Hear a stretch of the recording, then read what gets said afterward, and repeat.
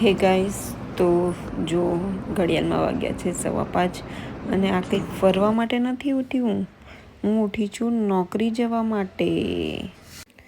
તો હે friends, welcome to my mini blog. તો આ રૂટીન બેઝ પર છે. વાગ્યા છે 5:30 થયા છે. તો નહીં આવું નહીતર જોબ જવા મોડ થઈ જશે. Bye bye. તો અહીંયા મેં શાક બનાવવાની તૈયારી કરી દીધેલી છે. હવે શાક વઘારું છું. તો શાક વઘારી રોટલી બનાવીને તૈયાર થઈને જ મળું. Bye bye. તો આટલા વાગી ગયા છે. ઘરેથી નીકળતા પહેલાં માતાજીના દર્શન કરી લઈએ. છે અમારા ઘરનું મંદિર. તો હવે હું નીકળું છું. તો ગુડ મોર્નિંગ ફ્રેન્ડ્સ. જો હજી તો સૂર્ય નહીં નીકળ્યો, હજી સરખો નીકળે છે, પણ મેં ઘરેથી નીકળી જવું છે ને. સૂર્યને પણ શિયાળામાં વધારે ઊંઘવાની મળે છે, પણ મને નહીં મળતું. તો હું પહોંચી ગઈ છું બસ સ્ટેન્ડ પર અને અહીંયા મારા જેવા બીજા બધા બી ઊભેલા જ છે બસ લેવા માટે. જુઓ તો જુઓ અહીંયા રસ્તા પર બી કચરો વાળવાવાળા ને ઠંડી કેટલી લાગે છે તો હેલ્મેટ બી નથી કાઢતા. તો ન્યૂ વે છે ને, થોડું ફની લાગ્યું એટલે એ શૂટ કર્યું. તો અહીંયા આવી ગઈ છે મારી બસ. તો હવે જઈશ ઓફિસ.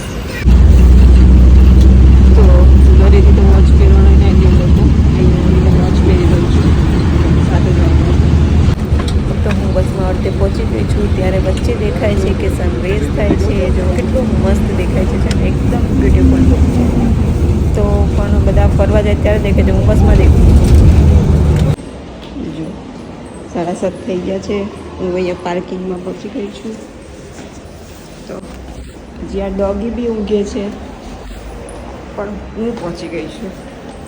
ચલો તો હવે પાર્કિંગમાંથી લઈ લઈએ એક્ટિવા.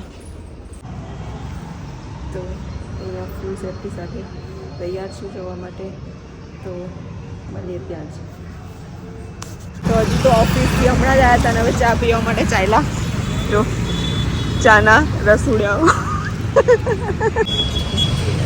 તો અહીંયા અમારા જેવા બહુ બધા લોકો છે જે ચા પીધા વગરના ઘરેથી આવેલા લાગે છે. બધા જો કાઉન્ટર પાસે દેખ જ કરે છે. ચા પી ચૂક્યા છે અને બીજી બાજુનો પૌવા લે છે.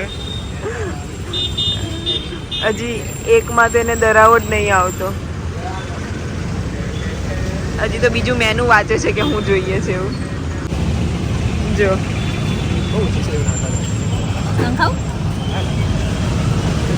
તો લંચ પછી હવે ઊંઘ આવે છે. તો ઓફિસથી છૂટીને હું હવે રિટર્ન થઉં છું. બસમાં બેસી ગઈ છું. જો બસ સવાર સાંજ બસમાં જ બેસતું રહેવાનું છે અને ઘરે પહોંચતું રહેવાનું છે અને ઘરે જતું રહેવાનું છે.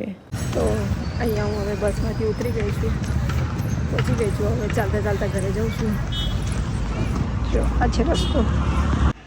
તો હું હવે ઘરે પહોંચી ગઈ છું. હમણાં થોડી વાર થાક ખાઉં, કપડાં ચેન્જ કરું, પછી કરીએ ડિનરની તૈયારી. Bye bye. તો કપડાં ચેન્જ કરી દીધા છે. જમવાનું બનાવવાના કોઈ ઠેકાણા નથી. અહીંયા બીજા બી અપડાઉનવાળા જોબ કરવાવાળા વર્કિંગ લેડી બેઠેલા છે. શું કહેવા માંગુ છે? શું કરવાનું? હા, બેઠા થાકીને આવીને પર્સ મૂક્યું છે.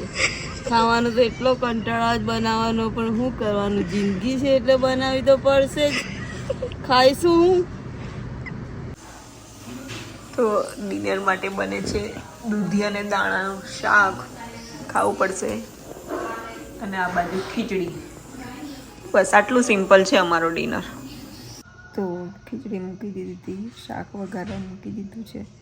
તો હવે થોડી વાર કેન્ડી ક્રશ. મજા આવે રમવાની, થોડી વાર માઇન્ડ ફ્રેશ થઈ જાય. તો મળીએ જમીને હવે. તો ડિનર બી થઈ ગયું છે અને કિચન બી સાફ થઈ ગયું, બધું કામ પતી ગયું છે. તો હવે સૂઈ જઈશું. સૂતા પહેલાં થોડી વાર મોબાઈલ દેખીશ, પછી સૂઈ જઈશ.